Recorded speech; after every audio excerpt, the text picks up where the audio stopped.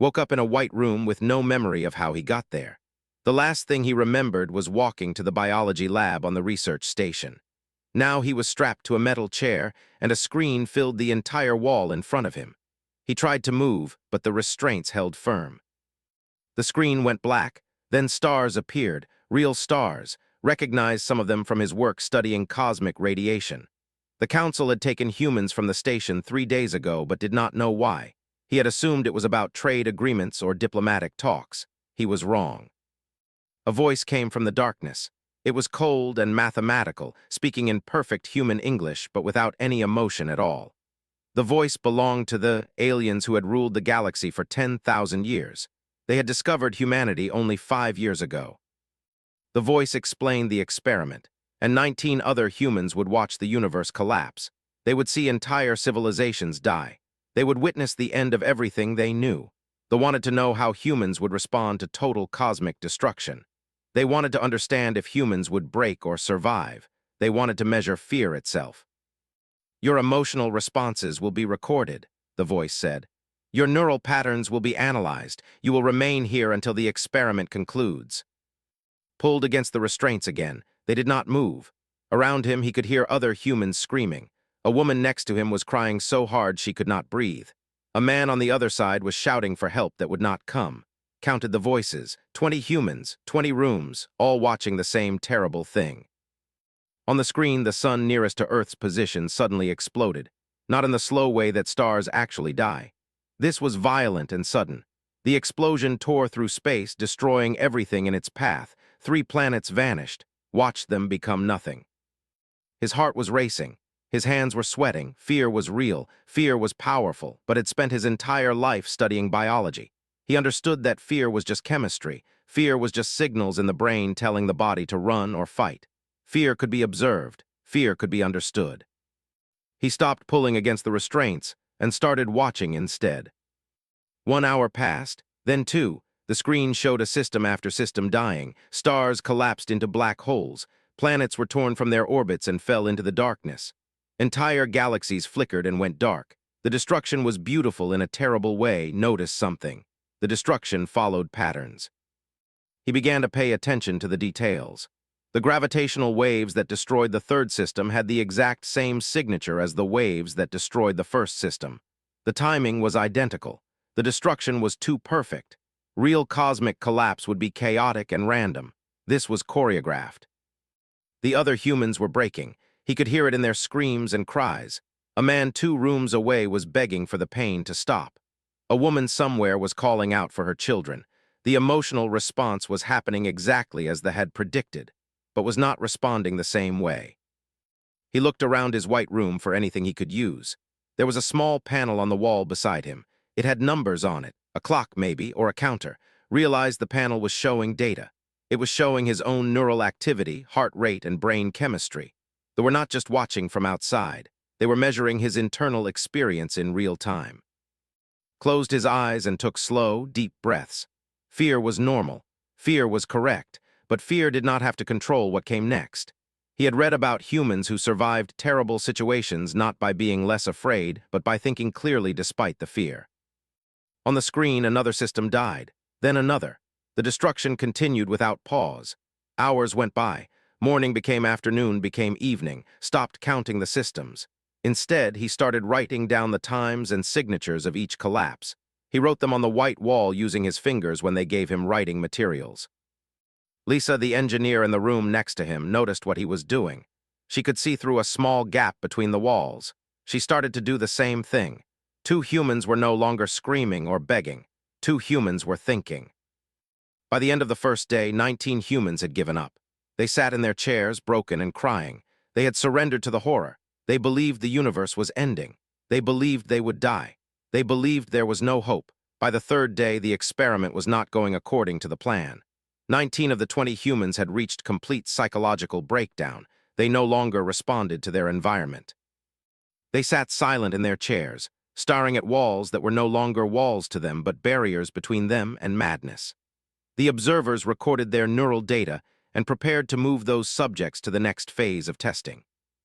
But was different, so was Lisa. The guards brought them food on the 4th day. It was not good food, but it was real. Ate it slowly, chewing each bite. He was still restrained to the chair, but his hands were free enough to move.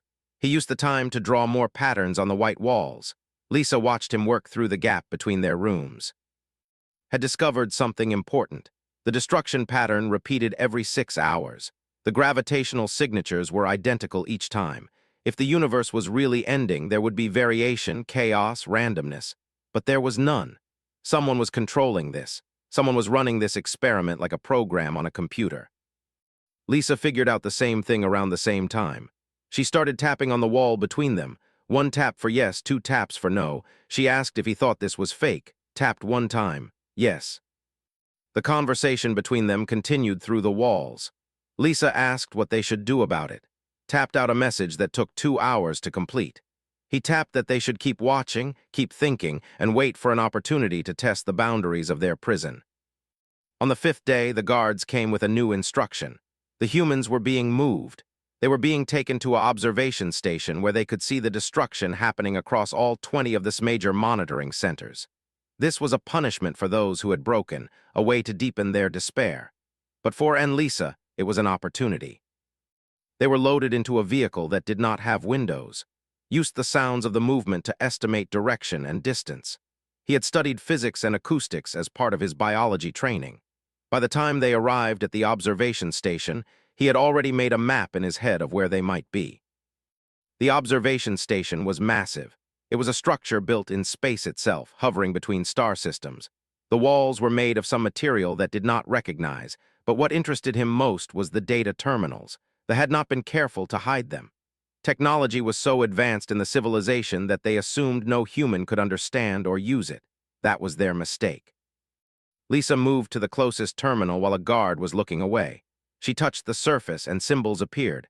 Not human symbols, not any symbols she could read, but the pattern was mathematical. Lisa had spent years working with machine interfaces. She knew that all systems, no matter how advanced, had to follow basic logical rules. She began to input sequences. A warning appeared on the screen. Lisa stepped back quickly, but she had seen something important. The warning was displayed in human English. They had translated their system for human workers who lived on this station. That meant somewhere in this system there was human language programming. Found her and whispered quickly. They had only a few minutes before the guard returned, told her about his theory. He said the universe on the screens was too perfect to be real. He said the destruction was following mathematical rules that did not exist in nature. He said someone was controlling this to see how they would respond. Lisa asked what they should do, said they needed to find someone who was sympathetic. He said that if they were running this experiment, some of them might disagree with it. Someone might be willing to help. Over the next 3 days, Lisa watched the other humans break further, but they also studied the observation station. They mapped its layout. They learned where the guards changed shifts. They found areas where cameras did not see. They discovered that the research station on which the humans had been living before the experiment was still being monitored. They had not forgotten them. They were just being tested. On the 7th day, did something dangerous. He walked directly to one of the data terminals when no one was looking. Lisa stood guard, entered a message in human English. He did not address the council. He addressed one specific observer. The message was simple. Said he knew the experiment was not real. He said he knew they were being tested. He said he did not want to escape or fight back. He wanted to understand the purpose. He wanted to know why they were doing this. The message was sent into the system. For 2 hours, nothing happened. Then a guard came and took away. Lisa's heart sank. She thought they had made a mistake. She thought was going to be punished or killed. But was not punished. He was taken to a small private room. And there on a screen appeared, not a video, a real-time communication. This name was displayed in English. Told that he had made a dangerous choice. Revealing that he understood the nature of the experiment could result in immediate termination of the test, but said something else. He said that in all his centuries of observing species, he had never seen a response like this. He said that was different. He said that was not fighting against his fear or surrendering to it, was learning from it. Asked a question. He asked what would do if he were given a choice. Did not hesitate. He said he would try to prove that humans could be more than just fear and survival. He said he would try to show that humans could think and question and believe that understanding was possible, even in darkness. Paused for a long time, Then he did something that violated every protocol the Council had established. He gave access to some of the experimental data, not all of it, but enough. Enough for to see that his theory was correct. The universe on the screens was a simulation. The destruction was controlled and repeating. The experiment was real, but the apocalypse was not. Asked why he was helping him, said he was not sure. He said that perhaps he was tired of judging species by their fear. Perhaps he wanted to see what a species looked like when it chose to understand instead of despair.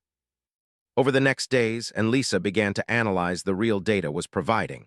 They found something important. The Council was divided. Not all of them agreed with the experiment. Some believed humans were too dangerous to allow to develop. Others believed humans might have value. Was not the only who wanted to see what would happen if humans were given a chance to respond as something other than frightened animals. Accessed the restricted files that had given him clearance to view. What he found was worse than anything the simulation had shown. They did not just observe species. They cultivated them, tested them, and destroyed them if they failed. Humanity had been marked for potential elimination. The file described human civilization as unstable, unpredictable, and dangerous. Humans were too emotional. Humans made decisions based on belief rather than logic. Humans were capable of both great cooperation and terrible cruelty, sometimes within the same hour. The Council had concluded that humanity was a risk to galactic stability. This experiment was not just a test. It was a preliminary judgment. If humans failed, if they broke completely under cosmic horror, the Council would have justification to end humanity before it spread beyond Earth. Read this information in the private chamber where had left him. He sat very still for a long time. His hands shook, not from fear but from anger. The anger was clean and sharp. It focused him. He thought about the other humans in the observation station. 19 of them had been broken by the simulation. 19 humans were sitting in rooms, disconnected from reality, believing that the universe was ending. They had not been given the chance that had been given. They had not been allowed to understand. They had simply been shown horror until their minds shut down. Made a decision. He would use what had given him. He would help the other humans understand. He would prove that humans could be more than just fear responses. But he had to be careful. If he revealed too much, that would shut down the experiment and terminate all human subjects. He returned to the observation station and found Lisa immediately. He told her everything. Lisa's reaction was the same as his: anger, then clarity, then determination. Over the next 2 days, they moved carefully. They worked with the guards, learning their patterns. They accessed the lower-level observation computers, the ones that were not heavily monitored. They found records of the other humans' neural data. They used that data to understand what had broken each person. They learned which humans were close to complete psychological destruction and which ones still had some part of themselves intact. Then they began to talk to the other humans. Not all of them. That would be too dangerous. But gradually, carefully, they found 4 others who could still listen. A man named Gregory who had been a teacher. A woman named who had been a doctor. Another woman named who worked in psychology. A man named Joseph who had been in security. 5 humans who could still think, plus and Lisa. 7 humans who began to understand that the horror they were watching was controlled. Gathered them in a secure area of the observation station, a place where the cameras did not see clearly. He showed them parts of the data. He explained that the universe was not ending. He explained that this was an experiment. He explained that they were being tested to see if humanity was worth keeping alive. Gregory asked what they should do. Should they fight? Should they try to escape? Said no. Fighting would only confirm this belief that humans were dangerous and unpredictable. Escape was impossible. They were in space, in a structure controlled by a civilization with technology beyond human comprehension. Said they had to do something different. They had to show what humanity actually was, not what they expected it to be. Asked how they could do that when the other humans were still broken, still lost in despair. Said they had to bring the others back. They had to show everyone that there was hope, that understanding was possible, that they could survive this not by being strong, but by choosing to believe in something better. Joseph was skeptical. He said that most of the humans were too far gone. Their minds had shut down completely. They would not listen to reason. They would not accept hope. Said maybe, but they had to try, because if they did not try, if they let the other humans stay broken, then they would be right. They would be right that humans were too fragile to survive, too unstable to be allowed to develop. The psychologist understood what was saying. She said that if the broken humans could be brought back, if they could be shown that the horror was not real and that understanding was possible, then that itself would be an answer. It would be proof that humans had a capacity they had not expected. It would be proof that humans could recover, could think, could choose hope even after experiencing despair. Over the next days, Lisa worked with and the others to reach the broken humans. It was slow work. Some of the humans did not respond at all, but gradually, slowly, some of them began to come back. Gregory spoke about the nature of fear. He told the broken humans that fear was not weakness. Fear was a sign that something mattered to them.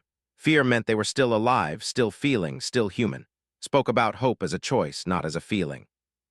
She said that even in the darkest situations, humans could choose to believe that understanding was possible, that tomorrow might be different, that their suffering had meaning. By the 9th day of the experiment, 9 humans had returned to some level of functioning. 11 were still broken beyond immediate reach, but 9 was enough. 9 humans stood together and made a decision. They would not beg for mercy. They would not claim that humans were strong or superior. They would show something the Council had never seen before. Went to the communication terminal and sent a message too. He said that the broadcast system was activated, stood before a camera that would transmit his voice and image across the entire Council network. Behind him stood the 8 other humans who had recovered. They stood in silence, but their presence mattered. They were proof that broken humans could be restored. They were proof that despair was not the final state. Did not begin with flattery. He did not begin with apologies. He began with a question. If we are so fragile that we break under cosmic horror, why do we keep building, hopping, and caring for each other anyway? The silence that followed was absolute. The Council had not expected this. They had expected begging. They had expected pleas for mercy. They had expected humans to argue that they were valuable or useful or worthy of life. Instead, a human had asked them a question about their own meaning. Continued speaking. He said that for 4 days they had shown humanity the end of everything. They had shown destruction and collapse and darkness. But they were wrong about one thing. They were wrong about what that destruction meant. Explained that the believed fear was the final truth. The believed that when faced with cosmic horror, all species would break. All species would surrender. All species would show themselves to be fragile and small. They had concluded that only strength mattered, only stability mattered, only the ability to survive mattered. But said this was incomplete. Said that the real question was not whether a species could survive horror. The real question was why a species would want to survive at all if survival meant becoming less human, becoming less capable of love, becoming less able to care about each other. The Council members listened, watched their responses carefully. Some Council members were dismissing as a malfunctioning subject. Some were confused, but others were leaning forward slightly, their attention focused entirely on the human who was speaking. Showed them data. He showed them human history, not the violent parts but the other parts.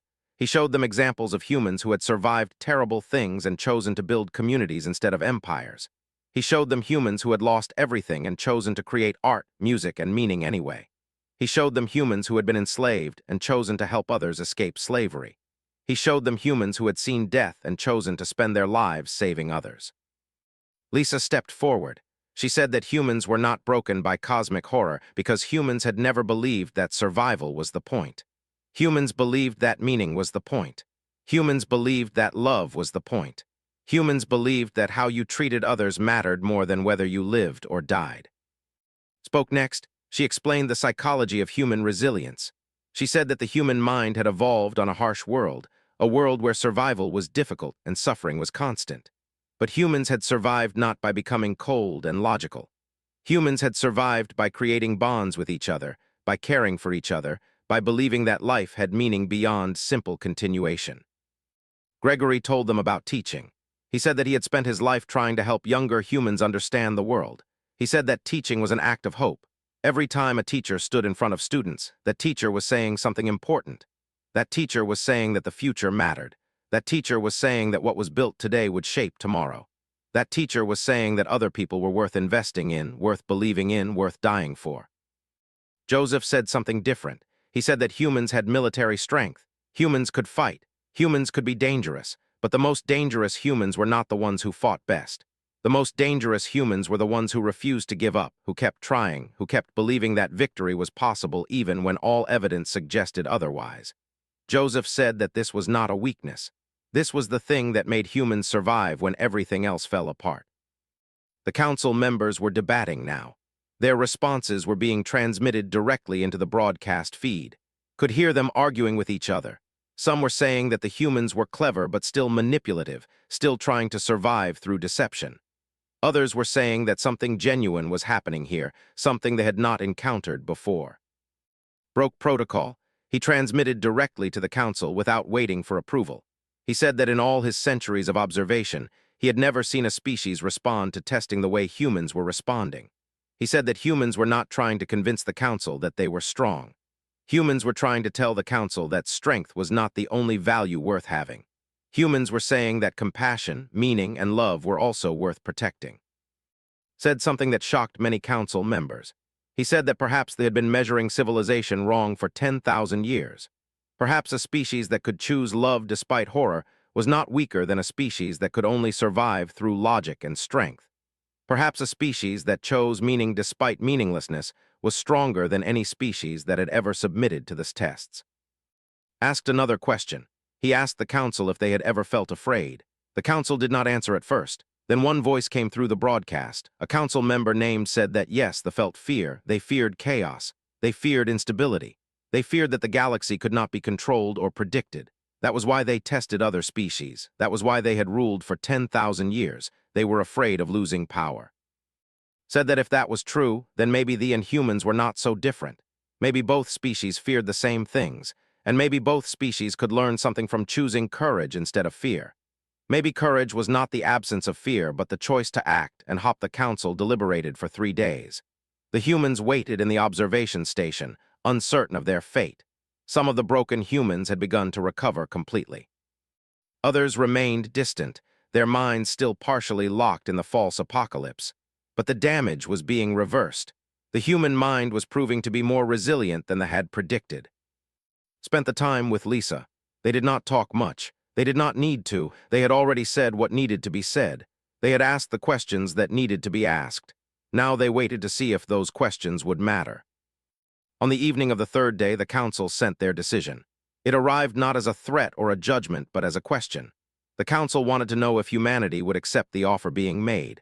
The offer was this: humanity would not be destroyed. Humanity would not be controlled. Humanity would not be forced to change to meet standards. Instead, humanity would be offered something unprecedented: a choice. Humans would be given the resources to develop their own civilization on their own terms. They would step back. They would observe but not judge. They would provide knowledge only when asked. They would treat humanity not as a failed experiment, but as a species with unique value that had yet to be understood. But there was a condition: would have to serve as the first human liaison to the council. He would have to live between the two worlds, explaining each species to the other. He would have to teach what it meant to be human.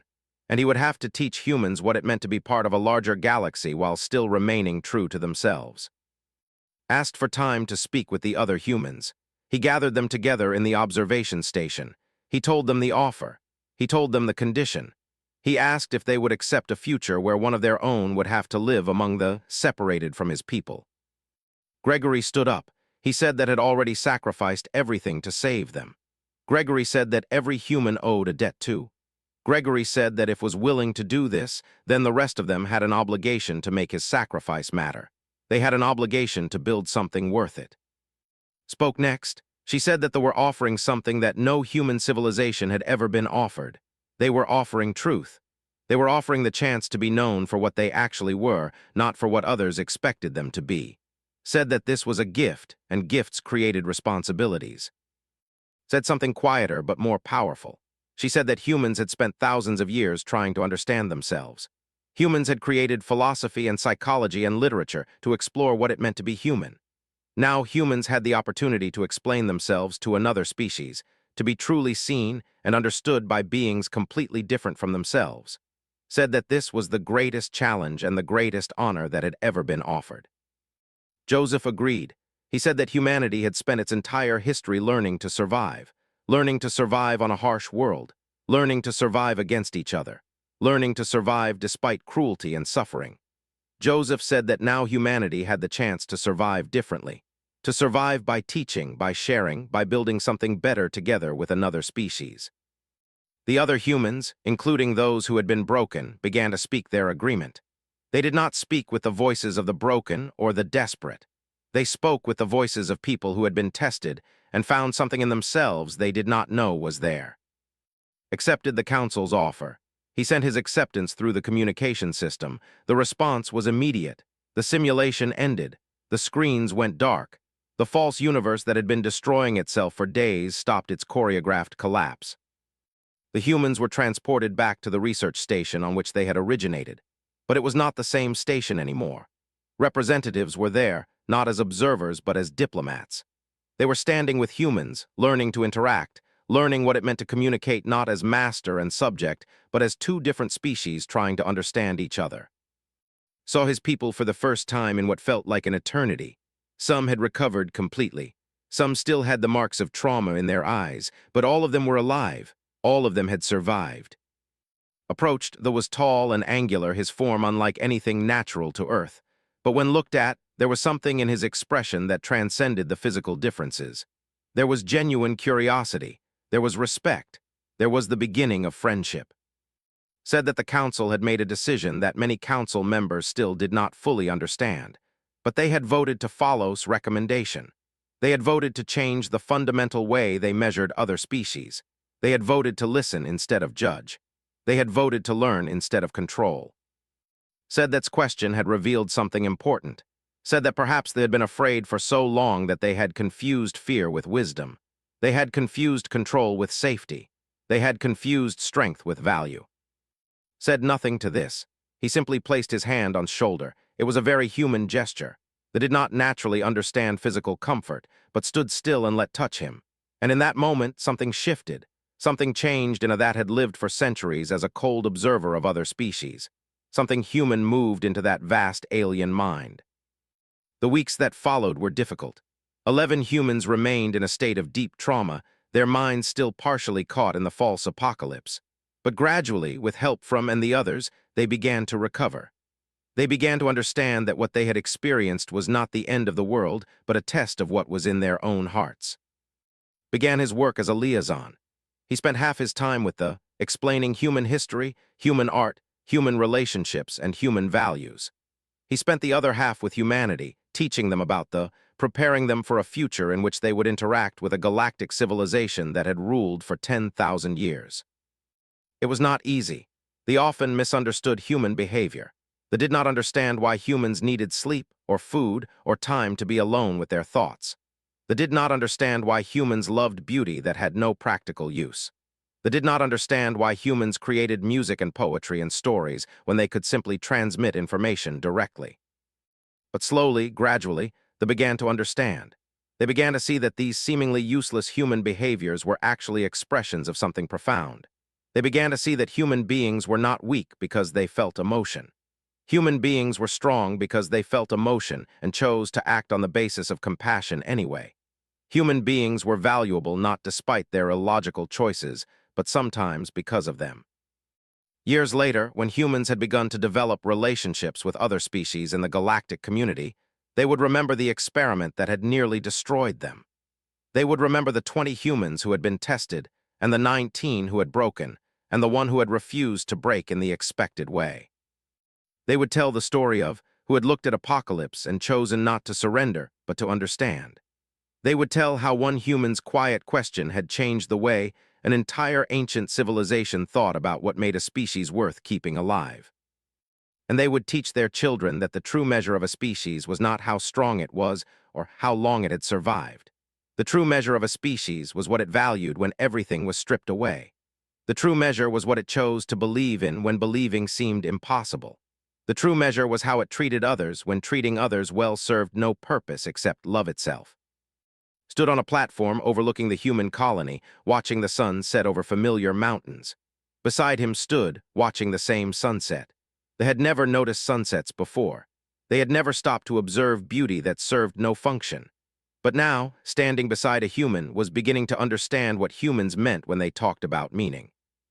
Smiled and said, "Now we figure out how to build something better together." Processed this statement for several seconds. this was the equivalent of deep thought, then made a sound that had learned to recognize as agreement. The future was uncertain. Many challenges lay ahead. But for the first time in 10,000 years, the council was not afraid of the unknown. They were curious about it, and curiosity knew was the beginning of everything worth creating. The sun set, the stars appeared above them, and two very different beings stood together, looking up at a galaxy that would never be measured the same way again. And care for others, despite the presence of fear. The broadcast ended after that. The council said they needed time to deliberate. The humans were returned to their observation areas, but something had changed. The other council members were no longer speaking of terminating humanity immediately. They were no longer talking about humans as a threat to be eliminated. They were beginning to talk about something else entirely. They were beginning to talk about what humanity could become if given the chance to develop on its own terms, without the standing over them, judging, watching, waiting for them to fail. In his private chamber, made a note in his personal records. He wrote that one human had asked a question that had begun to reshape the thinking of an entire civilization. He wrote that this was either the greatest danger or the greatest opportunity that had ever faced. He wrote that either way, the galaxy would never be the same. Humans wanted to speak to the council directly.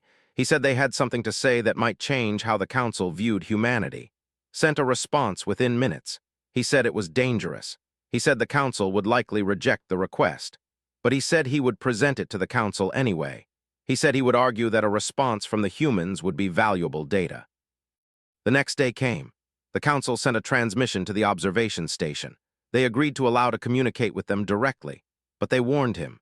If he made threats, if he showed anything other than complete cooperation, the experiment would end immediately and all human subjects would be terminated. The council wanted to hear what had to say, but only because they were curious. Only because they wanted to understand what small, insignificant creatures thought when they were facing extinction. Prepared his words carefully. He did not prepare arguments about why humans were valuable. He prepared something deeper. He prepared to ask the council a question that would force them to think about themselves. Realized that the real experiment was not about fear at all. It was about whether humans would choose to believe in something better than survival. It was about whether one human could see beyond the darkness and ask the right question. He was ready to do exactly that, but kept thinking, and Lisa kept thinking with him. The observers watched this small change with interest. In all their centuries of testing species, they had seen thousands of different responses. They had seen courage. They had seen rage. They had seen surrender. They had seen madness. They had never seen this. They had never seen a test subject respond to apocalypse with quiet analysis. The head observer, unnamed, made a note in his personal records. He wrote that one human was behaving in a way that did not match the psychological profile. This human was not broken. This human was not desperate. This human was curious. Marked this fact as significant, though he did not yet know why. Continued to watch the screens and write down his observations. He was afraid, yes, but fear was just information, and information could be understood. On the second day of the experiment began to smile, not because the situation was good, but because he had realized something that they had not expected. He was not waiting to be saved. He was trying to understand the world around him, even if that world was burning. The universe on the screens continued to collapse. But in his white room, one human had decided that understanding mattered more than survival.